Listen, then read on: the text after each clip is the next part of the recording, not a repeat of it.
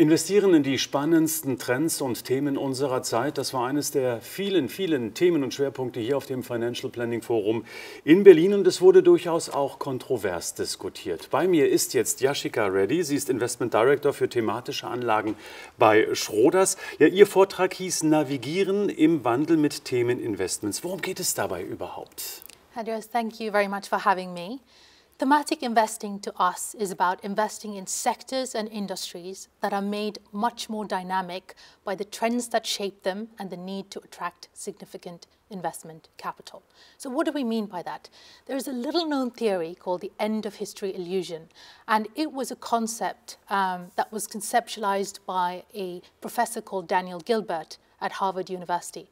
And what that tells us is people tend to massively underestimate the magnitude of change that will happen over the next 10 years while fully acknowledging how profound the change has been over the previous 10 years. So thematic investing is very, very important because it enables us to identify transformational shifts which do not occur at a linear pace. It's about investing in these powerful themes and being on the right side of change, identifying the winners that will help us in the new economy.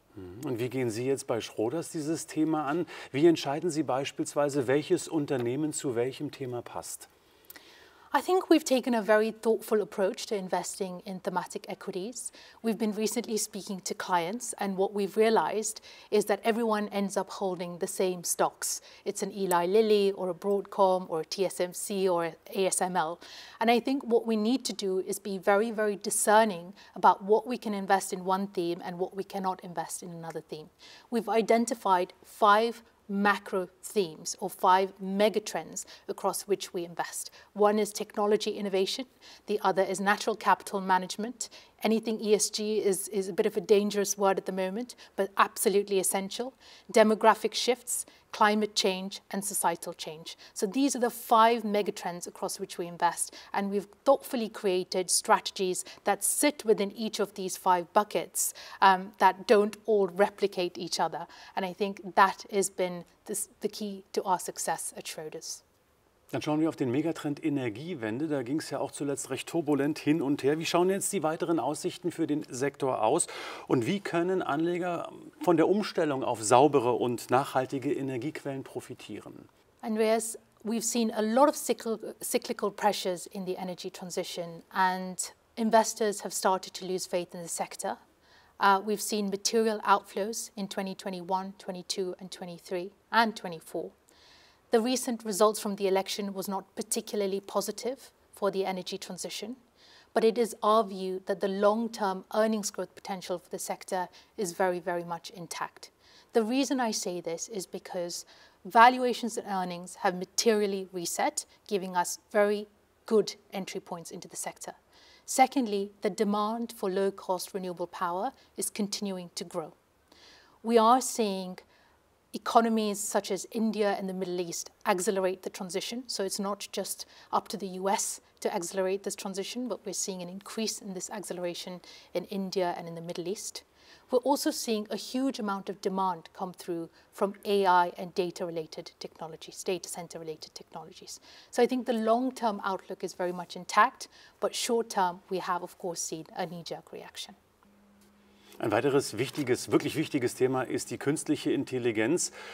Können Sie uns ein Stück weit erklären, wie Technologie, und da spielt ja künstliche Intelligenz mit rein, und damit dann am Ende auch Klimawandel und Energiewende zusammenhängen, wie das Ganze miteinander verknüpft ist? AI and Gen AI is very energy intensive. Current energy demand globally sits at about 27,000 terawatt hours. This is excluding population growth, this is excluding electrification of our car fleets, and this is excluding all of the energy that we will require as a result of accelerating AI, Gen AI, and data centers.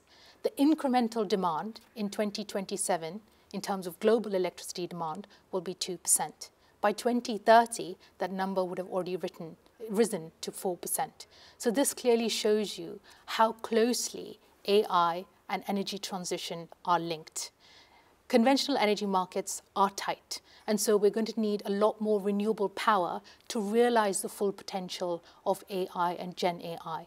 And so the new training models that we have are already 6 times more energy intensive than the traditional models.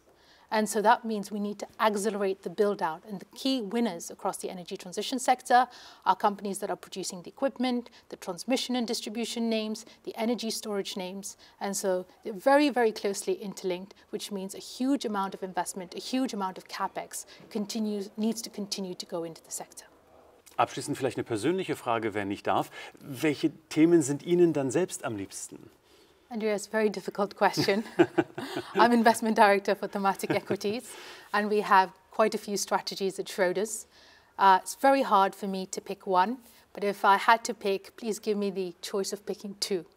The 2 strategies that I have invested in and I absolutely love, one is the global energy transition. I invested in 2019. I have great faith in the sector. It has gone through a very difficult time, a very challenging time, but for me, the long-term outlook is very much intact. And given where valuations are and given where earnings are, I think it's a good time to actually invest in the sector. The other sector, which I think is everyone's favorite, is technology related. It's the global disruption strategy that we run. It's much more diversified than investing in AI and Gen AI. It looks for disruptors across industries, across sectors, and it is a much more diversified way of capturing that growth and innovation. And I think that's what I like so much about it. In der Tat, wahrscheinlich sehr, sehr schwierig, ein persönlich gutes und bestes Thema zu finden. Sie haben es versucht und ich danke Ihnen ganz herzlich für dieses Interview. Vielen Dank. Thank you so much.